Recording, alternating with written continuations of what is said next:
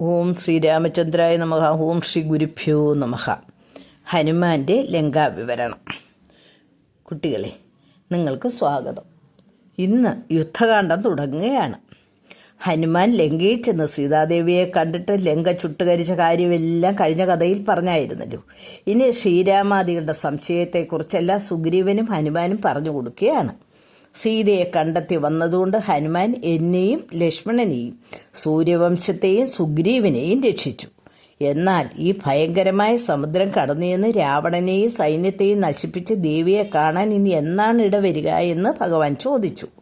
ഇത് കേട്ട് സുഗ്രീവൻ പറഞ്ഞു, സ്വാമിൻ, അങ്ങ് വിഷമിക്കേണ്ട. ഈ വാനരസഞ്ചയത്തെ ആർക്കും ജയിക്കാൻ കഴിയില്ല.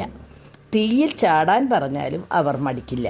നമുക്ക് സമുദ്രം കടക്കാനുള്ള മാർഗം ആലോചിക്കാം. ലങ്കയിൽ കടന്നാൽ രാവണൻ മരിച്ചു എന്ന് വിചാരിക്കാം. യുദ്ധത്തിൽ അങ്ങയോട് എതിർക്കാൻ 3 ലോകത്തിലും ആരുമില്ല. അമ്പുകൊണ്ട് സമുദ്രത്തെ വറ്റിക്കുകയോ അണകെട്ടുകയോ ചെയ്ത് ലങ്കയിലെത്താം. സ്നേഹപൂർണമായ സുഗ്രീവൻ്റെ വാക്കുകൾ കേട്ട് സമാധാനപ്പെട്ട ഭഗവാൻ ലങ്കയിലെ കാര്യങ്ങളെല്ലാം പറയാൻ ഹനുമാനോട് പറഞ്ഞു. ഭഗവാന്റെ കൽപ്പനയനുസരിച്ച് ഹനുമാൻ ലങ്കയിലെ കാര്യങ്ങൾ പറയാൻ തുടങ്ങി.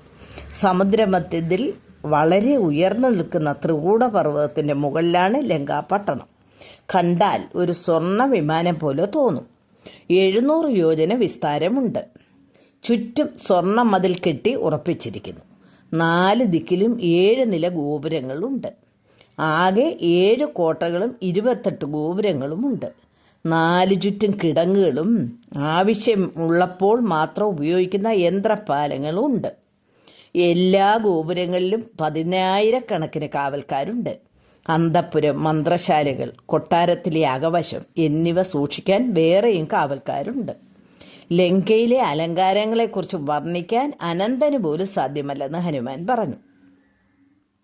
എല്ലാം സ്വർണ്ണ നിർമ്മിതമാണ്. ദേവി സ്വർണ്ണമയമായ മന്ദിരങ്ങളിലായിരിക്കുമെന്ന് കരുതി അവിടെയെല്ലാം നോക്കി. പിന്നെ പിതാവായ വായുവിൻ്റെ സഹായത്താൽ ദേവി ഇരിക്കുന്ന ഉദ്യാനത്തിലെത്തി ദേവിയെ കണ്ട് നമസ്കരിച്ചു. പിന്നെ ചൂടാരത്നം കൊടുത്തതും അടയാളവാക്യം പറഞ്ഞു തന്നതും എല്ലാം ഞാൻ പറഞ്ഞു. എന്നിട്ട് പിന്നെ ലങ്കയെ ചുട്ടുകരിച്ച സംഭവങ്ങളും പറഞ്ഞു.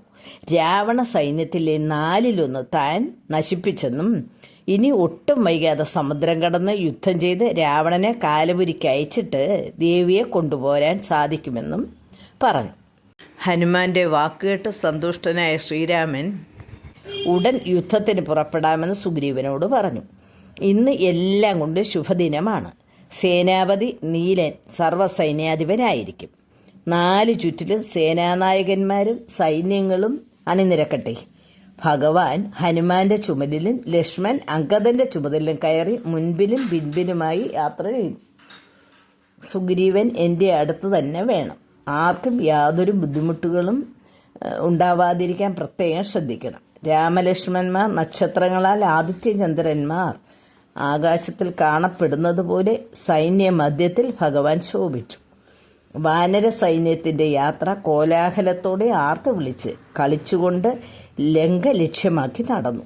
വൃക്ഷങ്ങളിൽ കയറി കായ്കനികൾ പറിച്ചും രസിച്ചും അവർ യാത്ര തുടർന്നു. ഒരു മഹാസമുദ്രം പോലെയുള്ള വാനര സൈന്യം മഹേന്ദ്രപർവ്വതത്തിൻ്റെ അടുത്തെത്തി. രാമലക്ഷ്മണന്മാർ ഹനുമാന്റെയും അങ്കദൻ്റെയും ചുമലിൽ നിന്ന് താഴെ ഇറങ്ങി. അപ്പോഴേക്കും സന്ധ്യയായി. സന്ധ്യാവന്ദനാദികൾക്ക് ശേഷം പർവ്വതത്തിൻ്റെ മുകൾ പരപ്പിൽ ഇരുന്ന് സമുദ്രം കടക്കുന്നതിനെക്കുറിച്ച് അവർ ആലോചിച്ചു. രാക്ഷസന്മാർ ഉപദ്രവിക്കാൻ ഇടയുള്ളതുകൊണ്ട് വാനര സൈന്യത്തെ സൂക്ഷിച്ചുകൊള്ളാൻ സേനാനായകന്മാരോട് രാമൻ പറഞ്ഞു. ക്രൂര ജന്തുക്കൾ നിറഞ്ഞ ഈ പെരുങ്കടൽ കടന്ന് രാവണനെ വധിക്കുന്നതെങ്ങനെ? ശക്തമായ തിരമാലകളോടുകൂടിയ വിശാലമായ സമുദ്രം കണ്ട് വാനരന്മാർ അമ്പരന്ന് നിന്നു. കുട്ടികളെ, അങ്ങനെ രാമലക്ഷ്മണന്മാരും വാനര സൈന്യവും സമുദ്രം കടക്കാൻ തയ്യാറായി വന്നിരിക്കുകയാണ്. ഭഗവാൻ വാനരന്മാരുടെ കൂടെ ഉള്ളതുകൊണ്ട് എല്ലാ കാര്യങ്ങളും മംഗളമായി നടക്കുമെന്ന് പറഞ്ഞുകൊണ്ട് നിർത്തട്ടെ. ഹരി ഓം തത്സത്.